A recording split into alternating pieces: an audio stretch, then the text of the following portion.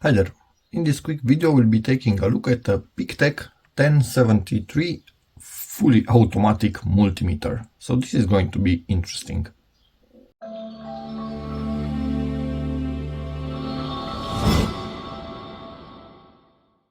This is also quite a cheap multimeter, so for the average DIYer out there, something like this at your house or in the car is way plenty.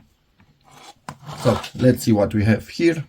600 volts AC/DC, 10 amps, which is kind of standard. Automatic measurement selection, over voltage as it's Cat 3. Sample rate 3 times per second maximum, that's just fine. The display, range selection, again automatic, so you don't need to choose the range yourself, and the maximum voltage. Function range selector. It also has backlight on the display itself that you can activate it from here. Electric field detector. This corner right here is the detection part. Quite interesting that. Automatic measurement of all of these. Amp and milliamp socket, so it's a different socket for that. Common socket as all multimeters, and the main socket for most things, so you need to change it just for amps and milliamps. And now let's get into it. I need to remove this right here, and that's removed. Get everything out of here. Oh, we also have a manual. Was not expecting that. Okay, nice. We'll give it a quick browse in a moment. Nice little fellow. This is smaller than a common smartphone in this day and age. Okay, I like it. We have the probes themselves right here with caps on them. Let's get rid of the caps so we can connect. Actually, no, first time let's put in the batteries and only then connect. Oh, it also has a stand. I wasn't aware it has a stand, but it does have it. And let me see. Okay, Philips. That's going to be simple.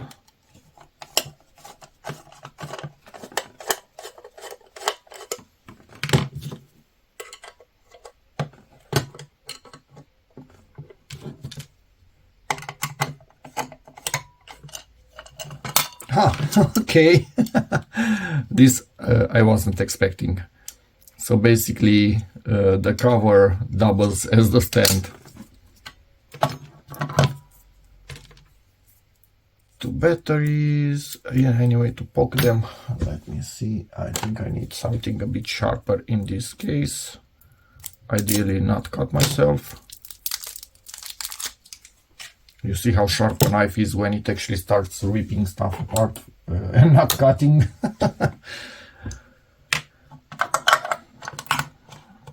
But with kids around, although my daughters cannot really reach where that knife is kept, all our knives are dull. I'm not sharpening anything.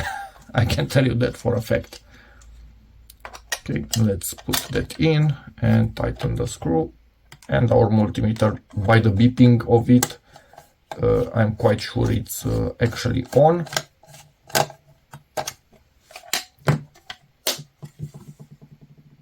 And it's ready to scan. Let's turn on the backlight. That's actually cool. Bluish. Let me turn off the lights so we can see a bit better. Yeah, you can see that. Big text. Nice backlight, everything is clear. Let's see from function. So we can switch to DC, AC, ohm measurement, continuity, diode test. Ah, this also has capacitor test. Kind of makes sense, doesn't it? But I didn't see it. Frequency, quite good. And temperature in Celsius and Fahrenheit. This is actually cool. So it is automatic if you leave it like this, but you can also go to a particular function selected by yourself and then it's auto ranging. Me likey. Are you going in there? Okay, that's fairly tight. Yeah, okay. I was afraid to push to not break anything, but yeah, it's the first time going in, so makes sense. Wires are all over the place, and now I'm back. Probes, I love probes that are protected like this. Oh, this is non-removable. This is removable, or looks like a different color, doesn't it? This should be removable, or isn't? That's actually interesting. I have no idea if that's removable or not. From here, no. That's clear. This is all same plastic. But this is a different plastic. But I'm not sure if it's removable. Might not be removable. Could be... Yeah, it probably is permanently in there. So we only have the probe tips. Obviously, you can use any other probes. I will check the manual to make sure that I don't get it wrong with this. But as I was saying, I love probes that have just the tip open. Way less chances of shorting. But then again, there are moments when you want the whole thing to be actually, I don't know, just metal. And it's clicking. This little guy has relays in it. And as I was touching the probes, it's detecting stuff and it was clicking. So now it went into resistance measurement.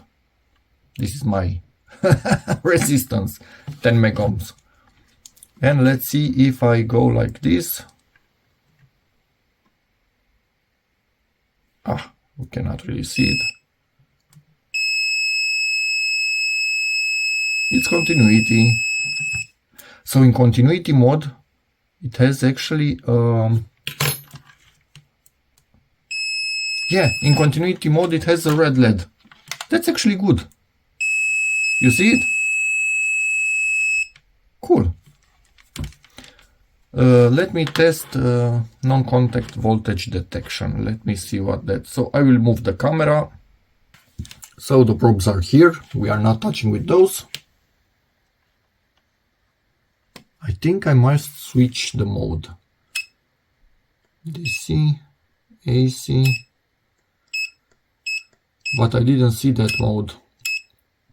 So I'm thinking, how do I activate it? Manual time. If I hold it, I think it will just be off. Oh, nope. If I long press the button, it goes into that. Again, the red LED.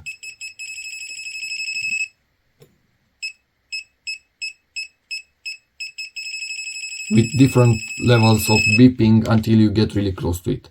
Long press it again. And you can hear the tiny relays inside of this. This, for its size, feels like it has stuff in it. So it's not a light device. I don't know how I can show you that, but... yeah, nice, I really like it. So if you hold just for a bit, maybe 2 or 3 seconds, it goes into non-contact voltage detection. Hold again in auto scan, but if you hold for 5 seconds, still holding, it's off. Off, hold 5 seconds. And to turn it on, you just lightly tap it and it's on. Good, this is a nice multimeter. I don't know, I like it better than I expected, considering it's a simple device, but yeah, good. Checked with PeakTech and this cannot be removed, so it's just a cover and not a removable cover. I'm going to give you just a quick look at the manual. Feel free to pause at any time. As usual, from half we have the English version. This is our multimeter with everything smart. There's a lower version right here which is just partially smart.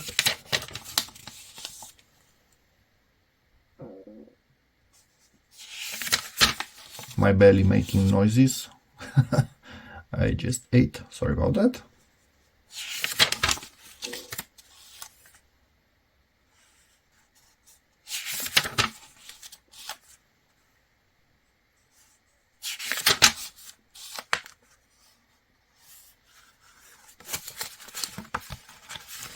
Ah, come on.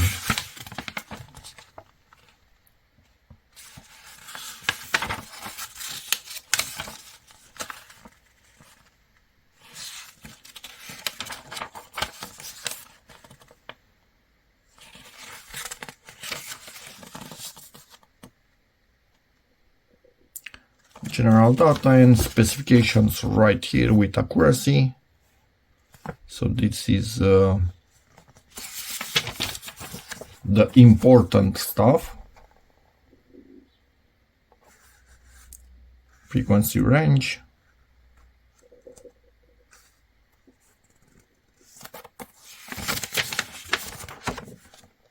And for capacitors, right here. And that's about it. So let's test some resistance, some voltage, and see what we get. Wait a second. I was getting ready to measure some resistors, and I was looking at the back of it. What do we see here? So this is hold. This is when we have backlight, we also have light right here, a flashlight. Let me turn all the light off as much as I can. Not a really bright one. Did they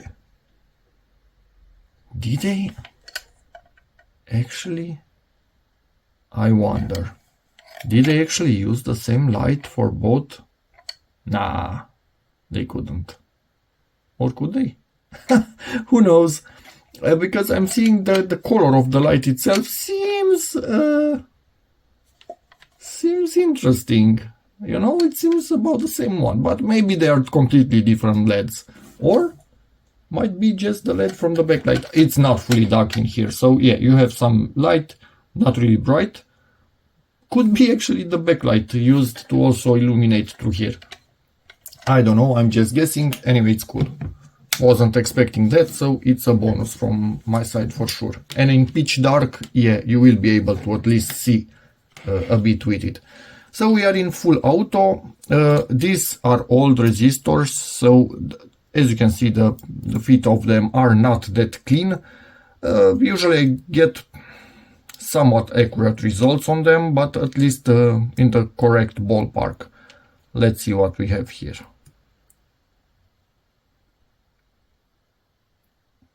One for 149 ohms, and this is a 150. Ah, okay. Depending on where I move on the feet themselves. For me, that's accurate enough. This is a 10K. Let's see what we get with it.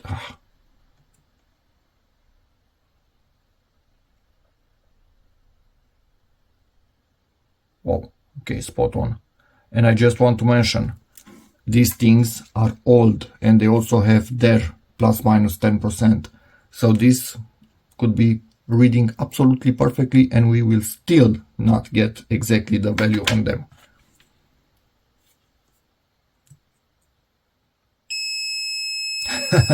It's a 2.7 and it reads at a 2.9 and it reads as continuity. Yeah, 2.7, 2.9, it's kind of almost continuity in my book. Yeah, but again, 10%, so it is what it is. This one seemed to actually be better, I think, in terms of not accuracy, I don't know, percentage from the value. So this is a 22K and it reads 22.16. It's there. Let's play with some voltages now. Alligator clips connected to the output wires of my power supply, obviously PeakTech. Let's power it on and see what we get. We should be getting 5 volts. And it's there. It's absolutely there. Let's play around with it.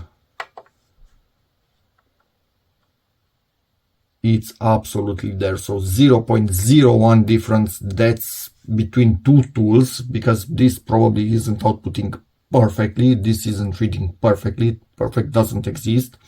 You need extremely expensive tools to get perfect, and even then there's no absolute perfect. Anyway, between two tools to get this close, in my book, that's actually good.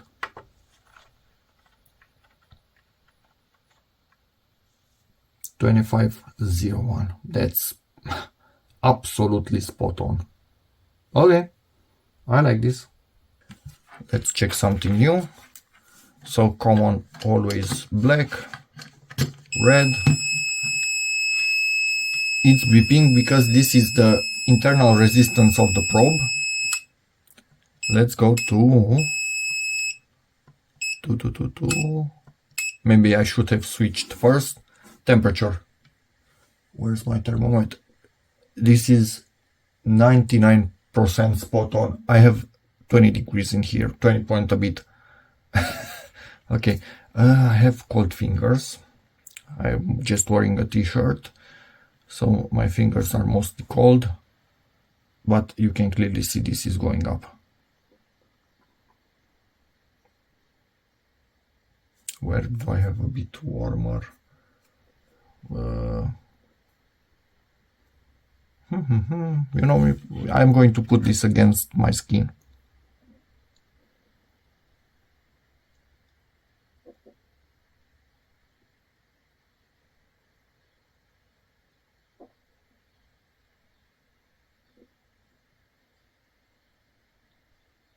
Yeah, so this is the reading against my skin.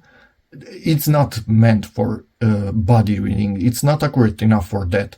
This is for high and really low temperatures. That's its purpose in life.